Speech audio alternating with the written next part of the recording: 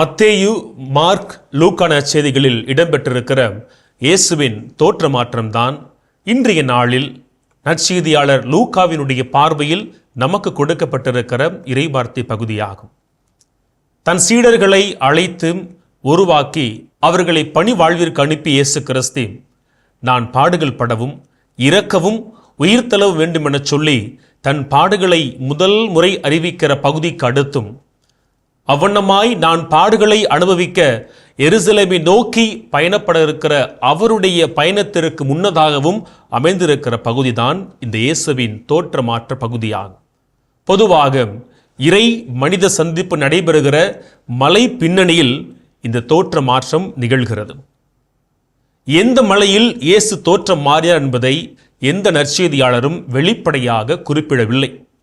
ஆனால் நாம் பொதுவாக விசுவசிக்கிறோம் இயேசு தாபோர் மலையில் தோற்ற மாற்றம் அடைந்தார் என சொல்லி. ஆயினும் லூக்கா 9:18 முதல் வருகின்ற பகுதியானது அது நிகழ்ந்த இடம் எர்மோன் மலைக்கு அருகில் இருக்கிற பகுதி.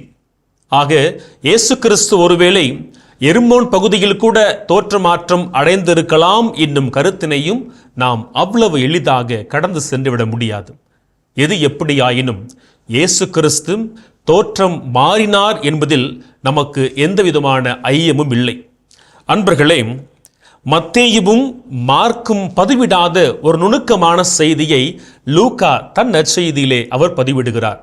அதாவது இயேசு இறைவேண்டல் செய்து கொண்டிருந்த பொழுது அவர் தோற்றம் மாறினார் என. இது தன் தந்தையோடு இயேசு கிறிஸ்து இறைவேண்டல் வழியாய் தொடர்ந்து இணைந்திருந்தார் என்னும் லூக்காவின் பார்வைக்கு இது வலு சேர்க்கிறது.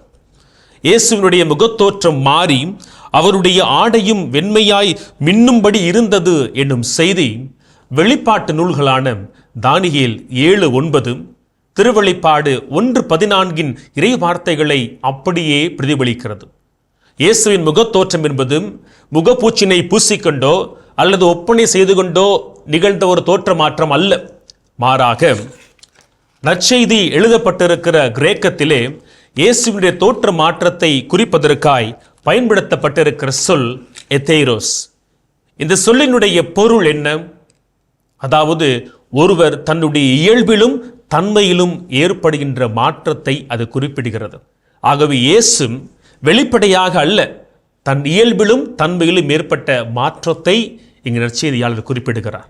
இயேசுவோடு பார்க்கிறோமே, கடவுள் திருக்கரங்களால் சட்டத்தை பெற்றுக்கொண்ட மோசேயும் இறைவாக்கு பணியை சிறப்பாக செய்த எலியாவும் பேசிக்கொண்டிருக்கிறார்கள். சட்டங்களின் இறைவாக்குகளின் நிறைவான இயேசுவோடு மோசேயும் எலியாவும் உரையாடி கொண்டிருக்கிறார்கள். இந்த மூவரின் முடிவுமே நாம் கவனிக்க வேண்டியது. இந்த மூவரும் தங்கள் பணியை செய்து முடித்த பின் விண்ணுக்குரியவர்களாய் பயணப்பட்டவர்கள்.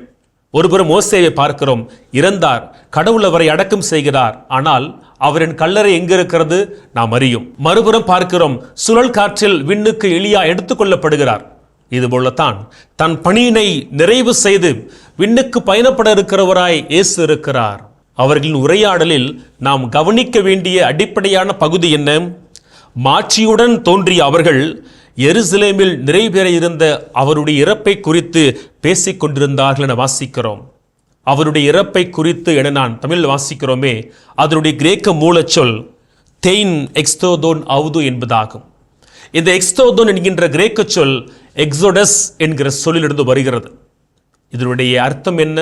நாம் எல்லோருமே அறிந்தது. எகிப்திலே அடிமைகளாயிருந்த மக்களை மோசே வழி நடத்தி அவர்களை அடிமை நிலத்திலிருந்து உரிமை நிலத்திற்கு அழைத்து சென்றாரே, அந்த விடுதலை பயணத்தை குறிப்பதுதான் இந்த வார்த்தையினுடைய பொருள் எக்ஸோடஸ் என்பதாகும். ஆக இயேசு கிறிஸ்து சிலுவையிலே அவர் தோல்வியுற்றவராய் இறக்கவில்லை. அவர் இறப்போடு எல்லாம் முடிந்து போவதும் இல்லை. மாறாக தன்னுடைய இரத்தத்தை நமக்காக சிந்தி அவர் நம்மை பாவ வாழ்க்கையிலிருந்து முடிவில்லாத பேரின்ப வாழ்க்கைக்கு அழைத்து செல்லும் இன்னொரு விடுதலை பயணத்தை, இன்னொரு எக்ஸோடஸை அவர் மேற்கொள்ள இருக்கிறார் என்பதை குறித்து தான் மோசேயும் எலியாவும் இயேசுவும் பேசிக் கொண்டிருந்தார்கள் என நாம் புரிந்து கொள்ள வேண்டும். ஆக அன்பிற்குரியவர்களே, இயேசுவின் தோற்ற மாற்றம் அவருடைய இயல்பை, அவருடைய பணியை, அவருடைய இலக்கை நமக்கு எடுத்துரைக்கிறது.